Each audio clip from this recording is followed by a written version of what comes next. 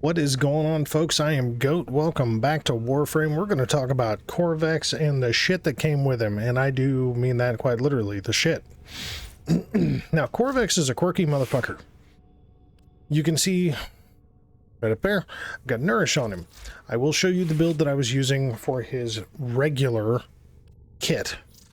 And one would think, okay, well, why not go with Transient Fortitude over Blind Rage and not sacrifice, efficiency and so on. And honestly, I don't know, man. Like, there is so many ways to build this dude, okay? And yes, you can see I've got 2 Umberform in here because I don't give a shit. I really don't. I don't care. I will throw 5 fucking Umberforma. It wouldn't even matter to do that. I would do 3 Umberforma on a new frame if I wanted to. I don't care. Because, like, if there's ways to do things that you shouldn't probably do, I'm going to be the dumbass that's going to do it, right? Like, that's my lot in life. So, something that Qorvex wants with his base kit is a bunch of range, and I would say minimum would be like 160. You could go so far as to wipe out, put overextended on here, give him way more, but that is going to kind of fuck with some other stuff, right? So, Cunning Drift and Stretch does just fine for his base kit. The problem is that, first of all, even with 284% ability strength, this, sure, it's got good duration. It's 12.8 meters in range, which isn't really superb. And it does synergize with the 2 and the 4, but is it great? Nah, not really. I mean, technically it synergizes with the 3 because if you kill an enemy that's been, stat procced with radiation, then it basically replenishes the 3, so that's fine. Which is like status resistance. Now, as a whole, his first ability is garbage. Okay, it casts slow. It has, even when you put a shit ton of range on it, it's still not amazing. It doesn't matter if it pulses faster by hitting it with the 2 or the 4. It's just not great. Like, I sat there and I tried with it, and I just hate the first ability. If it did something other than weak ass base, almost lack of scaling damage in regards to like steel path enemies, I'd probably like it more. But I went so far as to stick 2 excuse me, 2 amber shards on him just for casting speed, because I hated the casting speed so much. And yeah, I gave up on health and armor, even though he's the highest armor frame now in the game, even above Valkyr. With all that being said, yeah, you can see I left physique on there. Might as well just leave his base health in there, coupled with Umbral Vitality stacking with Umbral Intensify. I mean, like, it's okay. The problem that you come to is that Transient Fortitude is probably the better option, even though you're going to take a hit in the ability strength range. It's interesting. Now, what this frame does do, if you take the first ability out of the equation, put anything else that you want in there that's going to be functional, his second ability plays 100% into what his passive does, which is like a +3 punch through, which is great. The second ability also works really well with the fourth ability by putting everybody in a straight line, which is kind of really what he wants to do. Hit him with a shit ton of fucking radiation and make him pop like popcorn. I wish that function actually reserved into all the extra enemies that have been hit down the chain, but it is what it is. That being said, you can get away with just 115% ability or ability range. So, Cunning Drift. The reason being is because you can still hit at 46 fucking meters. The walls will still reach out at 23 meters flat. And you can actually do a little bit of duration, a fuck ton of ability strength. Damn Arcane Energize, because you won't need it because you got Nourish on here with this build. So you can go with Arcane Grace to help for survivability purposes. And then Mold Augmented just to stack even more stupid amounts of fucking ability strength on here. Because that's going to put you at 366% ability strength when it's all said and done. Now, with that being said, full Umbral set, he's at 89.1, I think. Yeah, 89.1 damage reduction. So, yep. Adaptation on here. I would not recommend running without adaptation. Because, and I also wouldn't recommend running without Streamline. Even with Nourish, I would not recommend running without Streamline if you're going to go the Blind Rage route. Given the fact that if you put something on like Nourish, you do need a little bit of duration, Transient Fortitude really isn't your best buddy at that point because it costs you duration, so you have to build even higher into duration. So you'd have to do something like Prime Continuity just to try to play catch up. So, but this is more of a energy function, prime enemies, and then kill them with your weapons kind of setup. And it's a good fucking time. Line them up, blast the shit out of them, call it good. And I've already seen people posting in Facebook and Reddit, and I've heard people talking about some YouTube videos about people saying that he's not survivable and so on. Okay. So we got Tender Archoplasmor, radiation-based weapon. That's going to help with third ability. Catabolist using that new critical mutation. Yeah, it's a good time. And then the Glaive Prime. It is what it is. I mean, you can use something as simple as the Serrata as well. Serrata, as I say, Serrata's poop. And then we're going with the Nautilus Cordon setup with the Hellstrom for the weapon. Oh yeah, hold on. Hold the fucking phone. The Eichine or Echine or whatever the fuck it is. This dog shit hammer.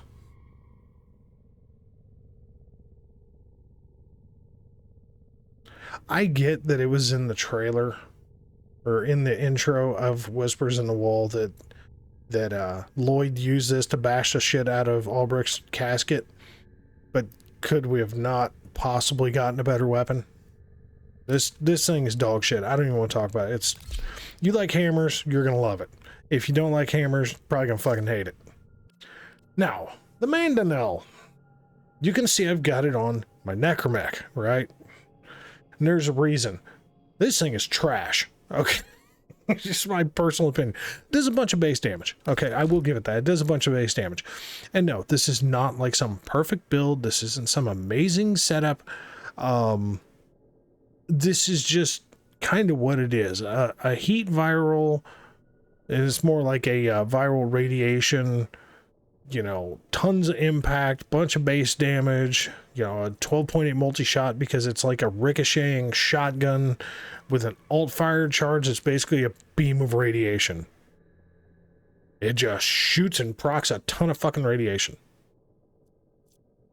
And it is a straight line. It doesn't chain, it doesn't do anything. So if you missed a target, there's just like this weird floating fucking cloud of radiation just chilling. Like, hey guys, you want to run through this? I guess not. Okay. It does do status per projectile. So building towards crit, may not be the way to go if you aren't feeling that. So it's fine.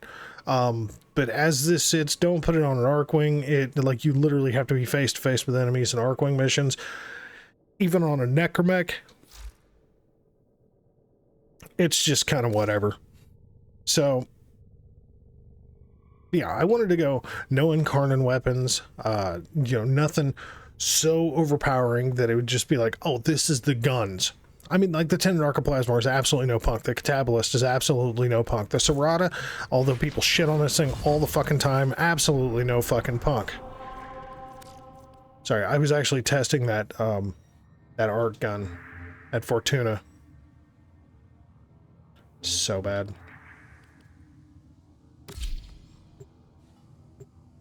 Remember, we're talking survivability here.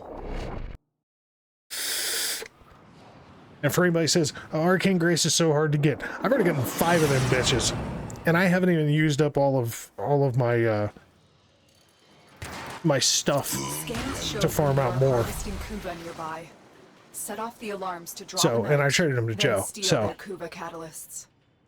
no, gotten 4 Graces and 5 Energize. Yeah, it's a good time. Predictable. As expected, Cast this third, get that going. Sending modified life support capsules. Use these to sustain your environment or attach to the catalysts to begin harvesting. Hi fellas, how is everybody? I know, man, nobody saw me. It was crazy. See, now you line them up. Nobody likes that, okay? Like, fucking nobody likes that. Here, put them in the line. They just kind of pop like popcorn. Now, granted, this does take a lot of ability strength to get them to where they just fucking explode easily. And you'll notice that if they're on the fray of these walls... Oh, goddamn Nautilus. Sack of shit. Hey, guys. You're crushed. Seems like you don't even need that punch through for the Archoplasmor because it already just says hi. So here, Catabolist though. Like that new Catabolist mod? Life support incoming. This thing is a good fucking time, isn't it?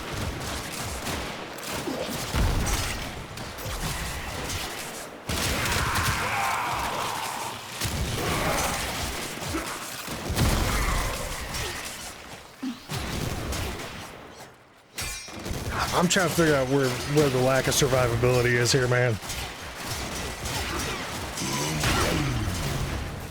I delivered a life support capsule to the area. Activating it will buy you more time. I mean, here, look, we'll use the Serrata. I mean, all we're doing is priming with radiation damage.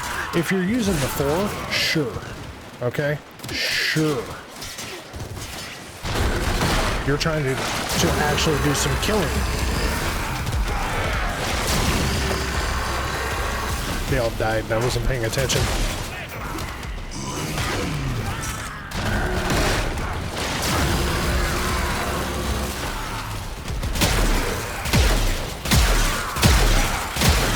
Notice I haven't had to recast the third ability because as soon as I start priming with the radiation damage, it's just fucking game on from there.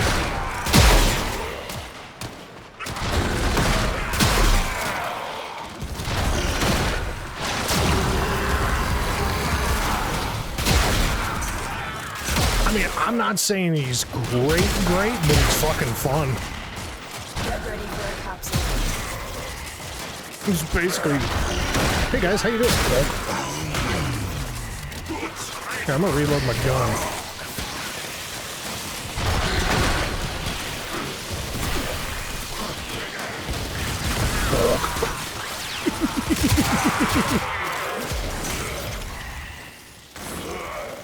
Always reload from empty with the Catabolist if you want this to work well. Did you touch? I mean, look at this pile of bodies, man. Come on, it's a good time. Fuck you, Jester boy.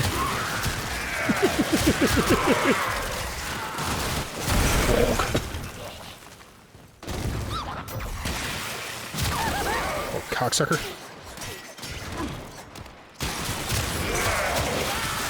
So I'm just gonna save that with no ammo.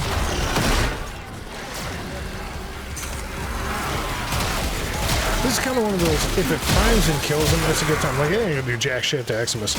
The overguard on the Eximus alone.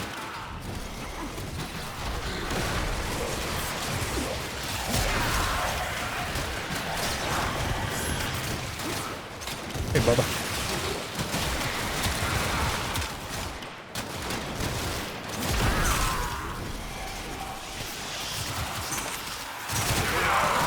Just remember, y'all, the Catabolist is a fucking dojo weapon. The Serrata is a fucking dojo weapon, okay?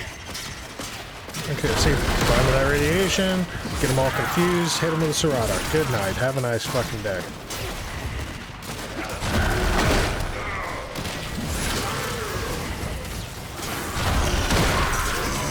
Dude, I wouldn't even run a Nourish.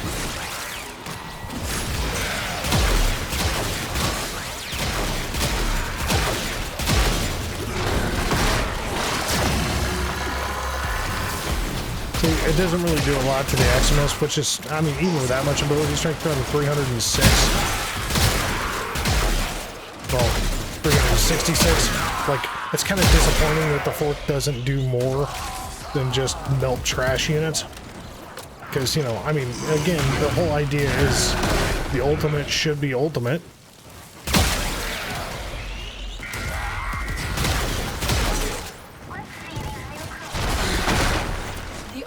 Has just made their first discovery. Keep up the good work. When you are ready, go to extraction. Where you at? Oh, there.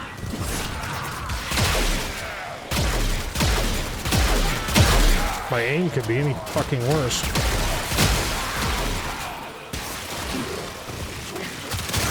Hi, bucko.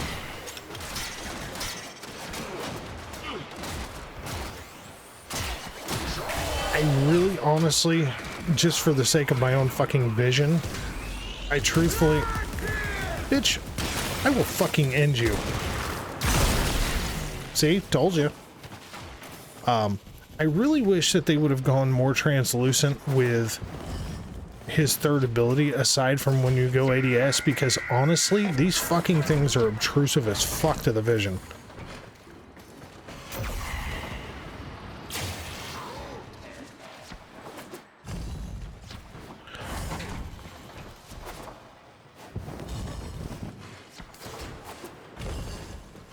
I mean, look, how much of the landscape can you really see when you're jumping there? Unless you go and sight in, then they just go and disappear. Very good. And then now we have that. Critical life support levels. Who gives a fuck? Shut up. Is your best So, option. I mean, where are we at with Qorvex? If you want a gunplay frame that's basically priming radiation damage to cause enemies to try to shoot at each other rather than you, it's a good time. Personally, I think his first ability sucks. And I don't give a shit that it synergizes with the second or the fourth, and even a little bit with the third. Like, I understand, as a whole, you can play him as he is, but he's kind of a pain in the dick. Now, subsuming an armor strip over the first ability, subsuming, you know, nourish so you can constantly regen energy, and then that way you can actually utilize something like blind rage to really get more energy or damage output, to really proc a lot of radiation to get enemies fighting each other, so then you've just got free reign to just fuck their day up. He's a great health and armor tank that's a weapon play frame. And if anybody tries to deny, and I understand, it's Arcane Grace. It's Arcane Grace coupled with adaptation. There's no question about that. You know, like, his third ability is status resistance, okay? It's not even like Titania's, you know, what's that goddamn ability name? It's not even like Titania's first ability.